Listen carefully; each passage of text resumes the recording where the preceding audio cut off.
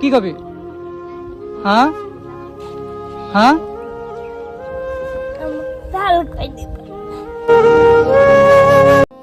তো নমস্কাৰ বন্ধুসকল, মই মনৰ অন্য এটা ভিডিঅ'লৈ আপোনালোক সকলোকে স্বাগতম জনাইছোঁ। আৰু আজি আৰু থাম্বনেইলৰ টাইটেল চাই তোমালোকে গম পালা আজি ভিডিঅ'টো কোনটো টপিকৰ ওপৰত হ'বলৈ গৈ আছে। আৰু আজি কোনো ধৰণৰ ট্ৰেভেলিং বা লাইফষ্টাইল ভ্লগ নহয়, আৰু এইদিনা পূৰা বতৰটো ধেমেকা কৰি আছে, তোমালোকে দেখিছা।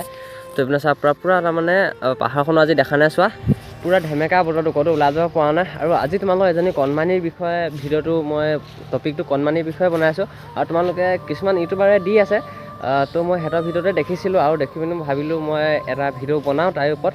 তো ছোৱালীজনী ভিডিঅ'টো তোমালোকে আগত অকণমান দেখিছিলাই। তো ছোৱালীজনী মানে বয়স 7 বছৰ, আৰু 7 বছৰ বয়সতে তুলনি বিয়া হৈছে। তুলনি বিয়া হৈ মানে তাইৰ অৱস্থা কেনেকুৱা তোমালোকে দেখিছা। বহি থকা জেগাতে বহি থাকিব লাগে, হাত ভৰি ভালকৈ লৰাব নোৱাৰে, অলপ তাৰমানে আজলি আকৰি টাইপৰ ছোৱালীজনী। তো দেউতাক ঢুকুৱাও 2 বছৰ হ'ল। তেওঁলোকে মানে মাকে দিন হাজিৰা কৰি চলাবলগীয়া হয়, আৰু ঘৰো কেনেকুৱা ভঙা চিঙা ঘৰৰ অৱস্থা তোমালোকক মই দেখাম পাছত। এটা ভিডিঅ' ক্লিপ দেখাম, তোমালোকে চাবা। আৰু দেখি বেয়া লাগিল, মানে সেইকাৰণে বোলো আজি তাইৰ ওপৰতে এটা ভিডিঅ' বনাই দিওঁ। বহুত ইউটিউবাৰে এনেকৈ বনাই আছে।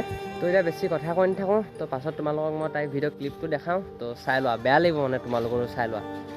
অনুৰোধ জনাইছোঁ যাতে ছোৱালীজনীক কিবা এটা সাহাৰ্য কৰে।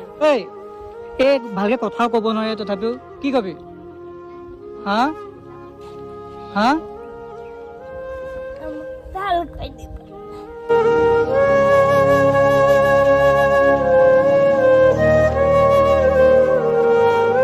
যে এতিয়া হাজবেণ্ড মৰা 6 বছৰ পাৰ হ'ল।